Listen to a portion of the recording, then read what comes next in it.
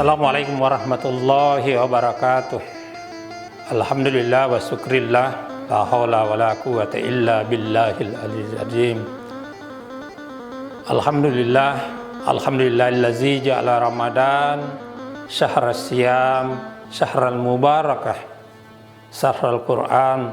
Asyhadu an la ilaha illallah wa asyhadu anna Muhammadan abduhu wa rasuluh.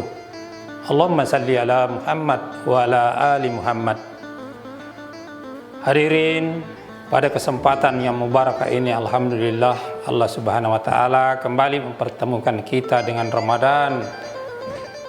Ramadan yang senantiasa membawa keberkahan, membawa keindahan untuk berbagai aspek kehidupan yang ada di dalam diri masing-masing manusia. Perlu dipahami bahwa perjalanan kehidupan kita dari Ramadan yang lalu sampai Ramadan saat ini ada kondisi 11 bulan di mana kita ketahui berbagai aspek yang memungkinkan kita bisa abai, bisa lalai dengan perintah-perintah dari Allah Subhanahu wa taala. Olehnya itu menjadi penting untuk kita pahami hakikat Ramadan. Kenapa Allah Subhanahu wa taala menghadirkan Ramadan 1 bulan penuh dalam 1 tahun penuh? Itu tentu menjadi hikmah besar bagi kita umat Islam, orang-orang yang senantiasa tunduk dan taat kepada apa yang telah diamanahkan oleh Allah Subhanahu wa taala melalui nabinya. Untuk itu perlu dipahami bahwa hadirnya Ramadan adalah berkah besar dari kita semua. Karena bisa jadi kalau kita kategorikan kalbu atau jiwa kita ini ada 3 tingkatan. Yang pertama, qalbun salim. Tentu jiwa-jiwa atau kalbu yang senantiasa terpantat paut dengan apa yang ada di dalam diri kita, yang senantiasa penuh dengan ajaran perintah yang telah diamanahkan oleh Allah Subhanahu wa taala melalui nabinya.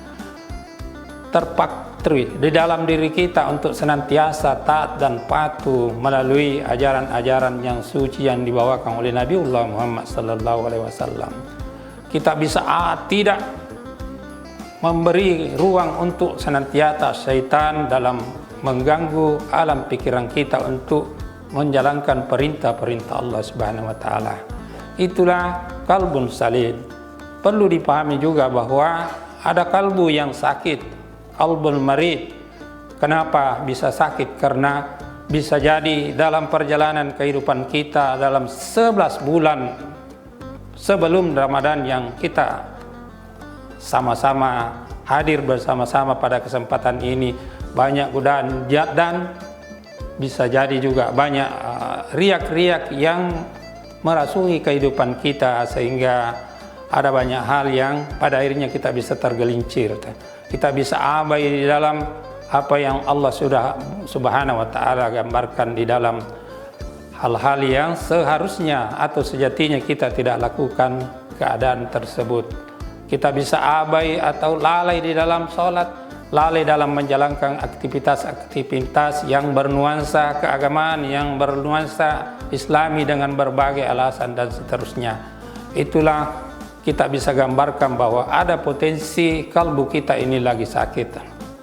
Setelah kalbul marid masih ada satu lagi yang sejatinya betul-betul kita harus jauhi, adalah kalbul mayyit, di mana orang-orang yang memiliki kalbul mayyit ini betul-betul dia sudah jauh dari apa yang sudah digariskan perintah-perintah dari Allah Subhanahu wa taala. Dia tidak bisa lagi melihat yang mana yang benar, yang mana yang salah, yang mana yang halal, yang mana yang haram.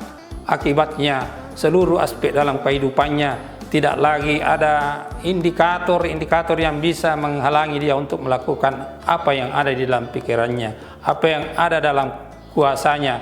Olehnya itu, nauzubillah, mudah-mudahan kita semua ini terhindar daripada baik kalbun marid maupun yang terakhir ini adalah kalbun mayyit. Olehnya itu, mari dengan Ramadan ini senantiasa kita jadikan sebagai penetrasi jiwa-jiwa kita agar senantiasa bisa insya Allah dengan 30 hari dari awal sampai akhir Ramadan insya Allah kita jadikan sebagai ruang-ruang untuk bermuhasabah, ruang-ruang untuk mengaktifkan seluruh kegiatan-kegiatan yang bisa jadi kita abai pada bulan-bulan sebelumnya. Pantaslah kalau Allah Subhanahu wa taala senantiasa mengingatkan kita di dalam surah Al-Asr.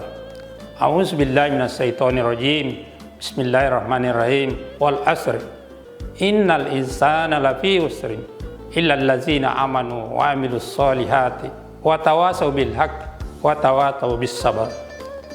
Allah Subhanahu wa taala mengingatkan kepada kita semua umat Islam bahwa dengan sumpah yang senantiasa disampaikan oleh Allah dalam surah Al-Asr, mengingatkan kita hati-hati dengan waktu yang telah sudah dianugerahkan kepada kita, karena hakikatnya manusia itu ada dalam kerugian. Illal ladzina amanu wa amilus solihati. Siapa itu yang berpotensi tidak rugi adalah orang-orang yang beriman. Nah, terkait dengan keimanan ini, bahwa Ramadan ini juga menjadi indikator, menjadi bagian dari siapa yang diundang untuk melaksanakan puasa adalah orang-orang yang beriman. Tentu tidak hanya cukup sekedar orang beriman saja bahwa kita sudah menjalankan puasa, tetapi aspek yang lebih luas adalah hal-hal yang terkait dengan kesolehan. Illal ladzina amanu wa amilus solihat. Tentu konteks solihat ini adalah hal yang sangat luar biasa, luas dan tinggi dan dalam maknanya, sehingga tentu dalam konteks kesolehan kita ini, biar apapun yang kita bisa lakukan adalah nuansanya adalah memberikan kebaikan, melaksanakan perintah-perintah dari Allah Subhanahu wa taala. Tapi jangan lupa kesolehan itu hakikatnya tidak boleh kita hanya sekadar soleh sendiri, soleh hanya diri kita. Ingat, ada keluarga kita, ada anak-anak kita, ada orang-orang yang ada di sekitar kita, untuk senantiasa kita jadikan sebagai mitra untuk berfastabiqul khairat, senantiasa mendorong agar kita semua bersemangat untuk melaksanakan kewajiban mutlak kita sebagai abdillah. Kemudian selanjutnya, innal ladzina amanu wa amilus solihat wa tawasaw bil haqq wa tawasaw bis sabar. Tentu menjadi mutlak kita sebagai orang muslim tidak hanya sekedar melaksanakan perintah-perintah yang menurut ukuran kita, tidak ada tantangannya, tetapi harus kita watawasaw bil haq. Dan tentu ini, perintah ini atau indikator ini adalah sesuatu yang berat. Olehnya itu perlu kesabaran, perlu komitmen yang kuat, dan perlu energi kuat untuk bisa bagaimana bisabar ini kita senantiasa hadirkan dalam diri kita. Semoga Ramadan ini kita bisa lahir sebagai manusia-manusia yang lil muttaqin, manusia yang sabar, manusia yang senantiasa penuh energi untuk bisa menghadirkan Islam di dalam bumi Allah ini dalam konteks yang sesungguhnya. Saya kira apa yang saya sampaikan ini semoga ada manfaatnya. Nasrun minallah wa fathul karim wa basyiril mu'minin. Assalamualaikum warahmatullahi wabarakatuh.